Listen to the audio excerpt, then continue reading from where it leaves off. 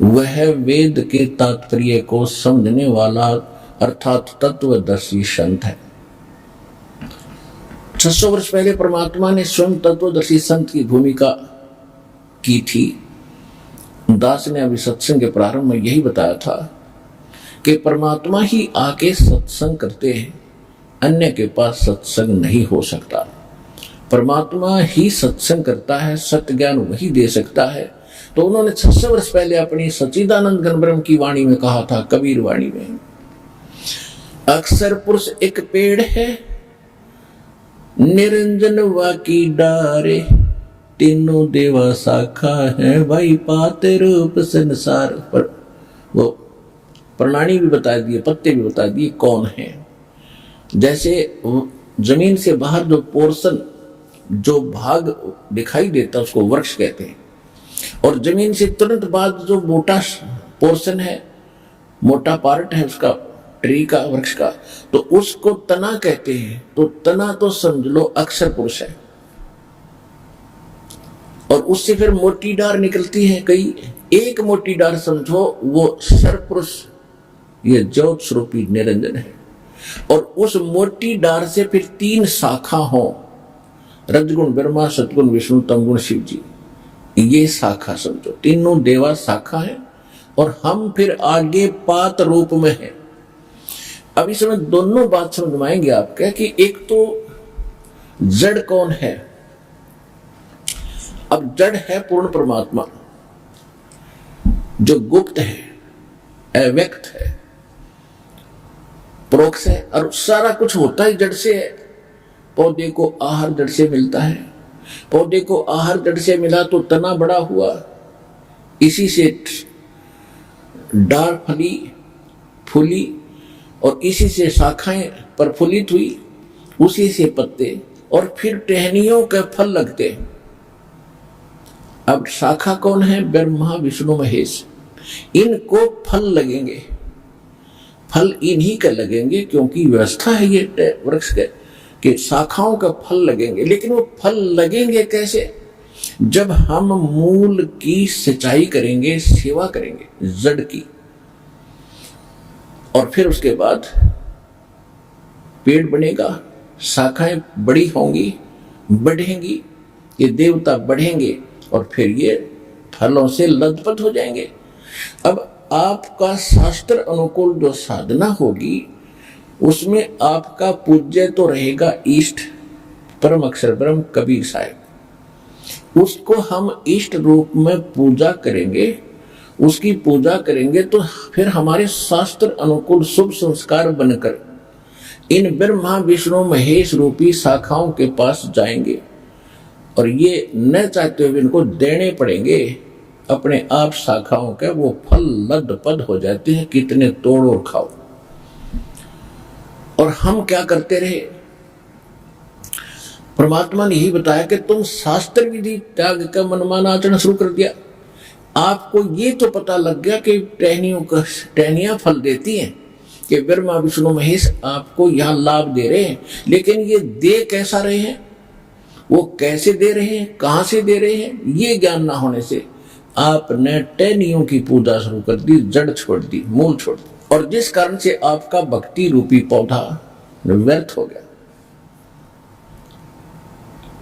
अब जैसे गीता अध्याय नंबर 3 के श्लोक नंबर 10 से लेकर 15 में कहा है कि आप यज्ञों के द्वारा, यज्ञ माने धार्मिक शास्त्र अनुकूल अनुष्ठानों से इन देवताओं को बढ़ाओ, और ये बढ़े हुए देवता तुम्हें फिर बिना मांगे फल देंगे। तीसरे अध्याय के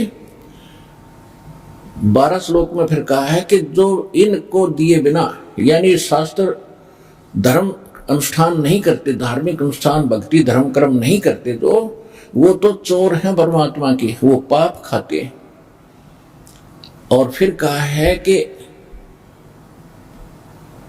तीसरे अध्याय के 14 और 15 श्लोक में एक निर्णय दिया है कि यहां जो भी कर्म करोगे वैसा ही फल मिलेगा, और ये कर्म आपको लगे यहां काल के लोक माने से 21 ब्रह्मांड, यहां 7 संग ब्रह्मांड वो अक्षर पुरुष के, इन सब में इंसान को किया कर्म ही मिलता है। केवल सतलोक सचखंड है जहां आपको बिना किए मिलेगा। और आप सभी वहीं रहते थे। अब आप सबको ये इच्छा है कि काम ना करूं, धन गणा हो जाए, सारी सुविधा हो, बैठा रहूं, सब कुछ यही घंटी दबाते सबको मिले। तो ये आप छोड़ आए और वहीं जाने से मिलेंगे, यहां नहीं मिल सकते वो सुख। या कुछ दिन के लिए कोई सुविधा कर भी ली किसी ने, नौकर नाकर ला के, मृत्यु के बाद फिर पशु गधा बन जाएगा, फिर कहां गई वो सुविधाएं। तो ये आपको सचखंड सतलोक में मिलेंगी। उसके पाने की, वहां जाने की अप्रोपर विधि दास के पास परमात्मा ने उपलब्ध कराई है। इसका लाभ उठा के और चलो वहां पर, इतनी सी बात है। अब जो प्रसंग चल रहा है कि परमात्मा ने स्वयं आकर बताया था कि तीसरे अध्याय के 14-15 श्लोक में बताया है कि शास्त्र अनुकूल साधना शास्त्र विहित कर्मों के अनुसार बनती है। शास्त्र अनुकूल साधना जब करोगे, भक्ति करोगे, तो वो आपके शास्त्र अनुकूल शुभ कर्म बनेंगे भक्ति के। और कर्म लगाए ब्रह्म ने, और ब्रह्म की उत्पत्ति हुई परम अक्षर ब्रह्म से, पूर्ण परमात्मा से। और जो परम अक्षर ब्रह्म को इष्ट रूप में, मूल रूप में पूज्य मानकर सभी धार्मिक अनुष्ठान करता है, तो उसको वो कंप्लीट लाभ होता है, वो पूर्ण जानकार है। यानी हमने उस इष्ट को, उस पूर्ण परमात्मा को इष्ट रूप में मानकर अनुष्ठान करने चाहिए, तब हमारे शास्त्र अनुकूल साधना बनेगी। और शास्त्र अनुकूल उन कर्मों का फल देंगे ब्रह्मा विष्णु महेश ही, और विशेषकर विष्णु जी, क्योंकि इसको यहाँ का ये फल देने का ये इंचार्ज बना रखा है। और हम सुनते आते थे जैसे कर्म करेगा वैसे फल देगा भगवान, बिल्कुल सही है। तो कर्म ही आप गलत करे तो फल भगवान खाक देगा, फिर ये ब्रह्मा विष्णु महेश क्या देंगे। तो आप कहीं किसी फैक्ट्री में नौकरी करते हो, कंपनी में या गवर्नमेंट के, तो आपकी प्रॉपर अटेंडेंस लगती है, आपका वर्क डन देखा जाता है। 1 महीने में फिर आपकी सैलरी बनती है आपकी अटेंडेंस के अनुसार, और फिर उस तनख्वाह देता है क्लर्क।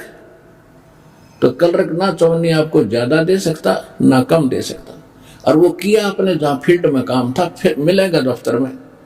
इसी प्रकार समझ लेना कि शास्त्र अनुकूल साधना जब आप करोगे, वो शुभ शास्त्र अनुकूल शुभ संस्कार भक्ति के आपके बने, तो फिर वो फल ये ब्रह्मा विष्णु महेश रूपी क्लर्क ही देंगे आपको, और नहीं दे सकता, यहाँ का इंचार्ज है।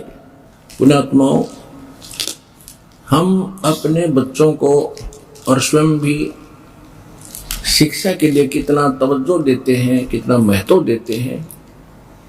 और लगभग 16 वर्ष बच्चा पढ़ता है, 16वीं करेगा, 16 पढ़ गया, उसके बाद एमएड बीएड या कोई ट्रेनिंग करता है, तो 20 वर्ष हम अपने बच्चों को, बेटा बेटियों को फ्री छोड़ देते हैं कि बेटा आप पढ़ो और अपना जीवन सफल करो।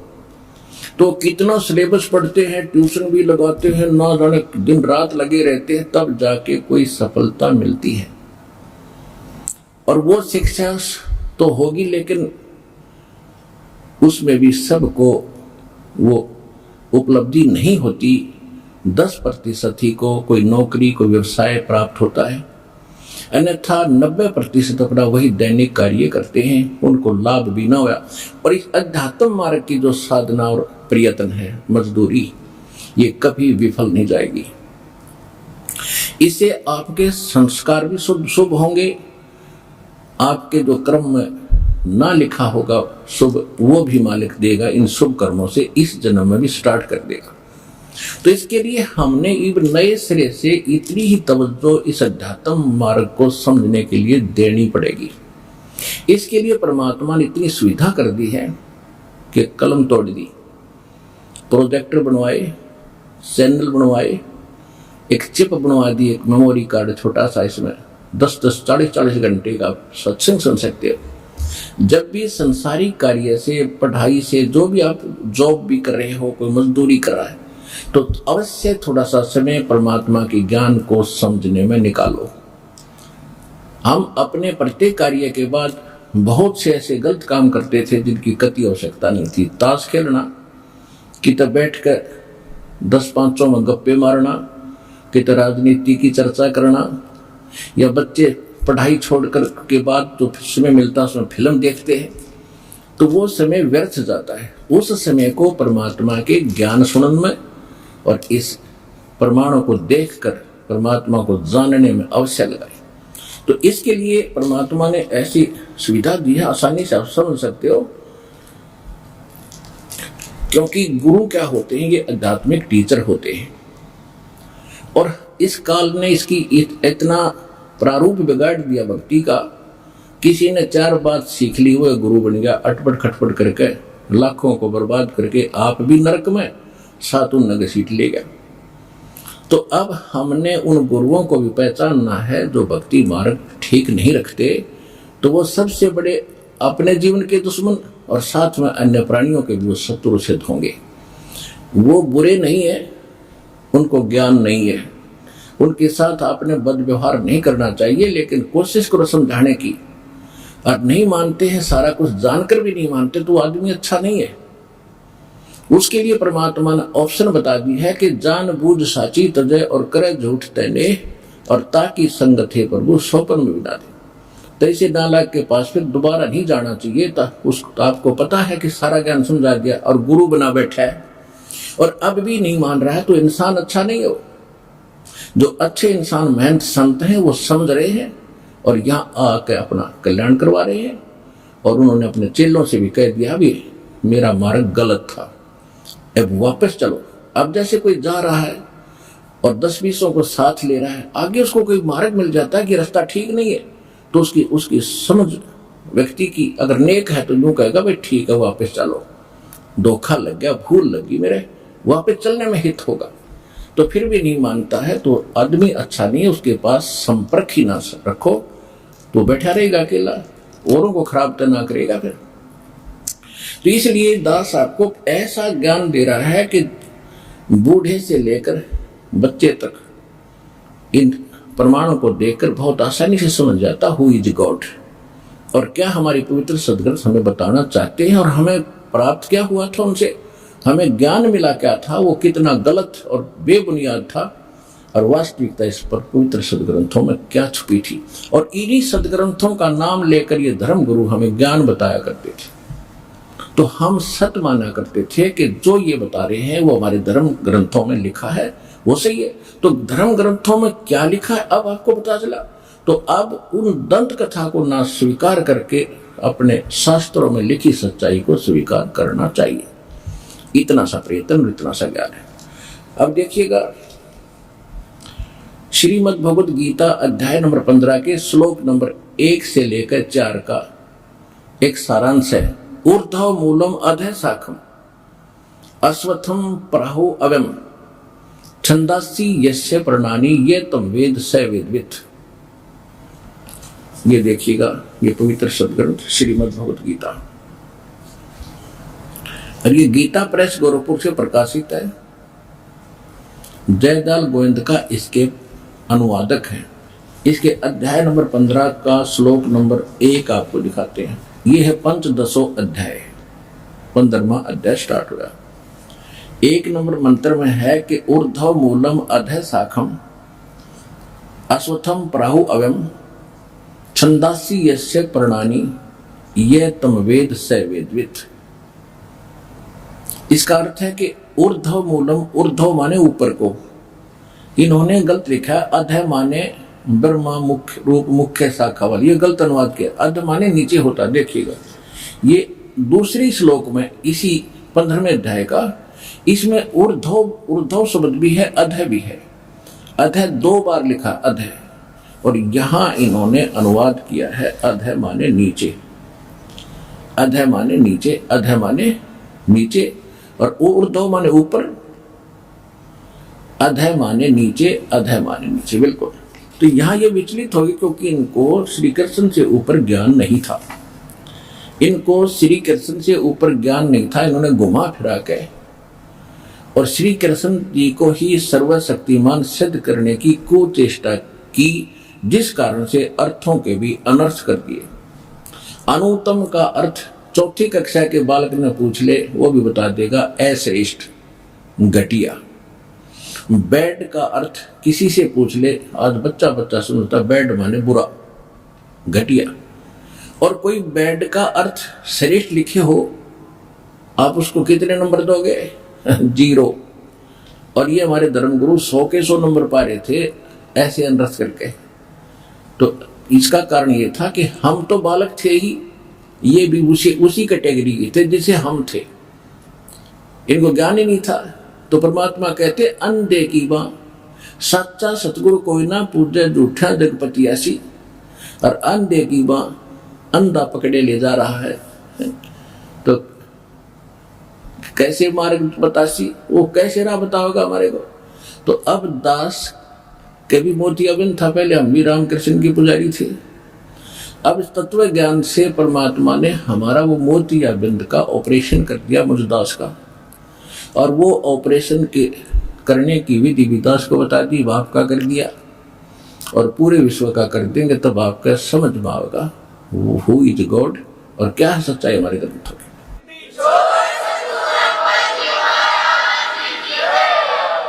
तो इसमें ऊर्ध्व मूलम, ऊपर को शाखा, ना ऊपर को जड़, मूलो मन जड़, ऊर्ध्व मूलम अधः शाखम।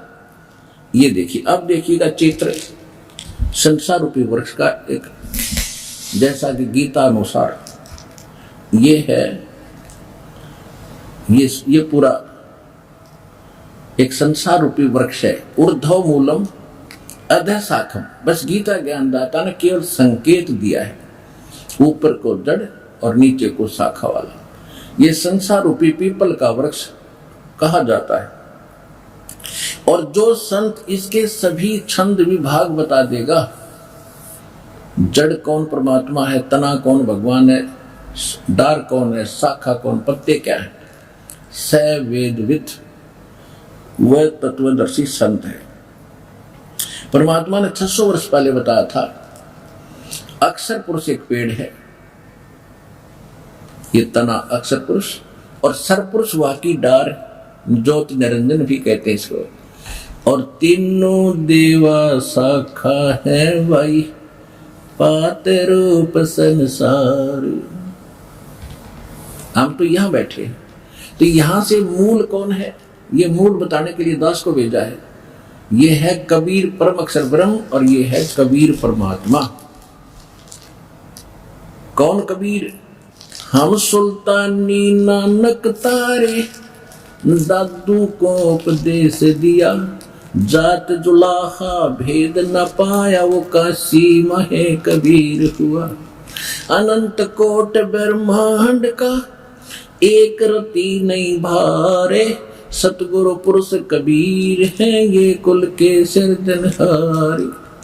फिर और किस किस महापुरुष ने जिनको भगवान मिले उन्होंने क्या बताया?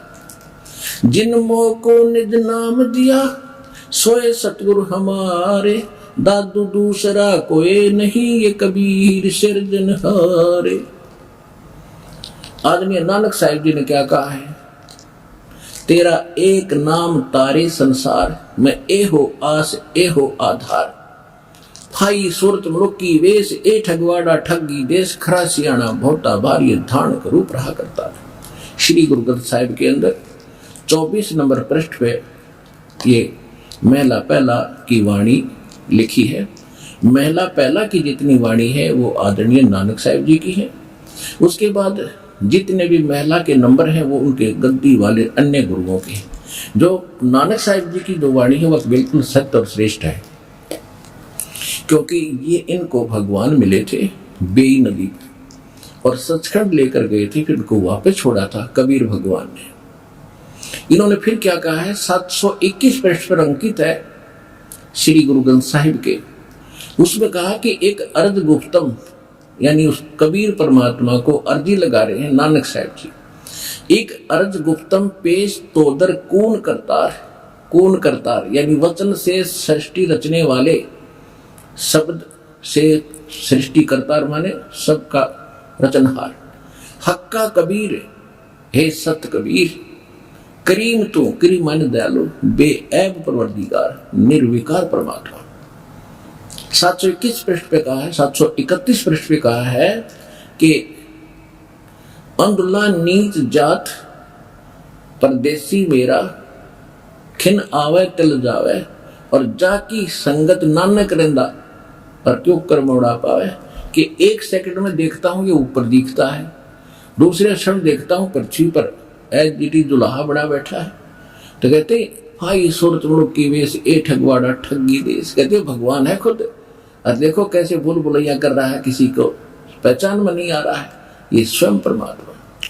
तो वो है वो परम अक्षर ब्रह्म, और उसी ने अपने मुख कमल से चौथे अध्याय के 32वें श्लोक में जिसका विषय कहा है कि वो सच्चिदानंद घन ब्रह्म अपने मुख कमल से आकर यथार्थ ज्ञान देता है, धार्मिक अनुष्ठानों की जानकारी देता है। तो वो उसने क्या आकर बताया है, अक्षर पुरुष एक पेड़ है, सर पुरुष ज्योत निरंजन वाकी डारे, तीनों देवा शाखा है भाई पाते रूप संसार। तो उस वाणी को फिर दास ने समझा परमात्मा की कृपा से, गुरुदेव की रजा से, और अब आपको समझा रहा है दास। और आप बुद्धिमान इसलिए बनाए भगवान ने, इंस्ट्रूमेंट इसलिए बनाए कि घर बैठे देखो, यहाँ यकीन ना हो तो घर जाकर किताबें खरीदो, आपके पास रखी हैं, घर पे भी होंगी, उनको मिलाओ और फिर आओ अपना कल्याण कराओ। 2 अक्षर की बात है।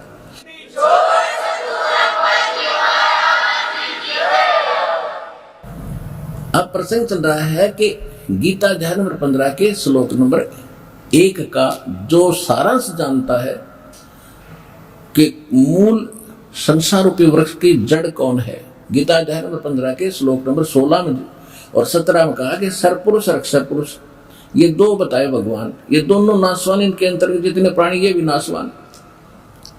और 15वें अध्याय के 17वें श्लोक में कहा कि उत्तम पुरुष तो अन्य परमात्मा इति उदाहरत, यह लोक त्रयम् आविश्य विवर्ती है, जो तीनों लोकों में प्रवेश करके सबका धारण पोषण करता है। तो संसार रूपी वृक्ष की जड़ों से ही तो सब वृक्ष की का पोषण होता है, और वही वास्तव में अविनाशी परमात्मा, अविनाशी है भगवान है, और वही परमात्मा कहा जाता है। परमात्मा वो होता है जो केवल सुख दे, दुख ना दे। और जिस लोक में हम रह रहे, हम इसको परमात्मा मान रहे, इस लोक में कोई सुख नाम की चीज है, तो वो सतलोक वहां है मालिक का स्थान। और ये तो एक्स्ट्रा है, व्यर्थ के लोक हैं, ये तो सारे नष्ट हो जाए तो भी कोई दिक्कत नहीं। अगर हम सारे वहां चले जाएं, जितने प्राणी आए हैं वहीं से तो आए हैं, चींटी से लेकर हाथी तक, और हम सभी यहाँ से चले गए अपने लोक में सही स्थान पर चले गए जहाँ जन्म मृत्यु है ही नहीं, कोई दुख नहीं, और आपका नए सिरे से परिवार बनेगा जैसे यहाँ बन गया। यहाँ तो आप कुछ समय के लिए एक दूसरे के साथ हो, वहाँ सदा के लिए रहोगे, वहाँ कोई विकार नहीं, कोई दोष नहीं, और प्यार से रहा करोगे, और कोई वहाँ मार काट नहीं, किसी प्रकार का अभाव नहीं। और परमात्मा की वहाँ ऐसे मनोरंजन के साधन है, यहाँ तो एक भी वर्णन नहीं किया जा सकता।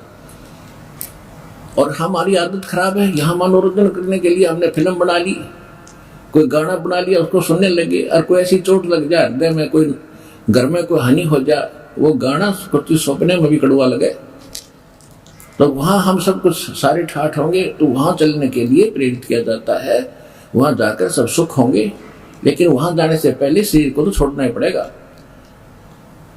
और इसकी आशा रखोगे अगर यहीं रहे और भी जी जावे, ये कोई बात है?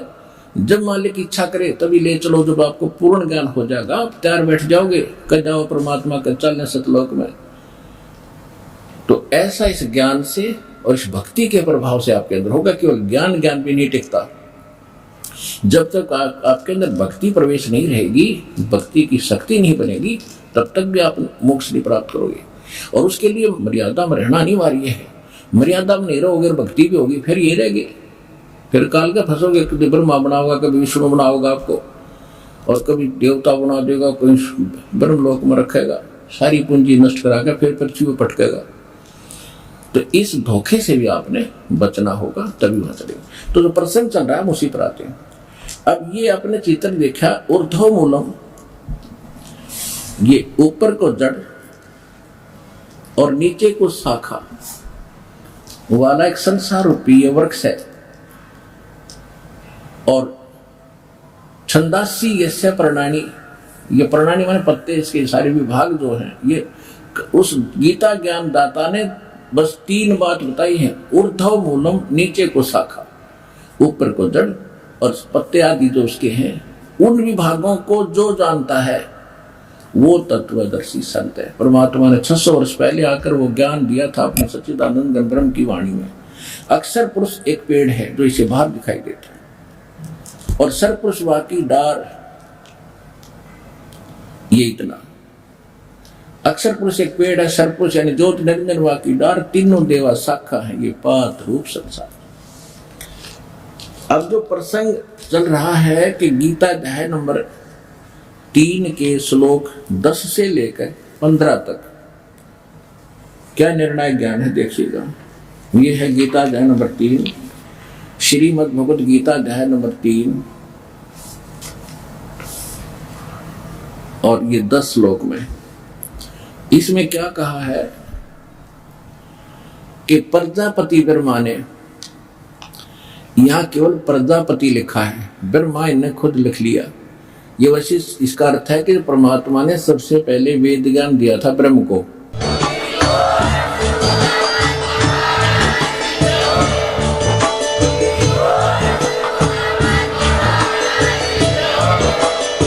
सुन रहे थे जगत गुरु तत्वदर्शी संत रामपाल जी महाराज जी के मंगल प्रवचन। अधिक जानकारी के लिए विजिट कीजिए हमारी वेबसाइट www.jagatgururampalji.org। संत रामपाल जी महाराज जी के शुभ आशीर्वाद से पूरे विश्व भर में 500 से भी ज्यादा नाम दीक्षा केंद्र हैं, जिन पर संत रामपाल जी महाराज जी द्वारा ऑनलाइन निशुल्क नाम दीक्षा दी जा रही है। अपने नजदीकी नाम दीक्षा केंद्र का पता करने के लिए संपर्क करें 8222880541।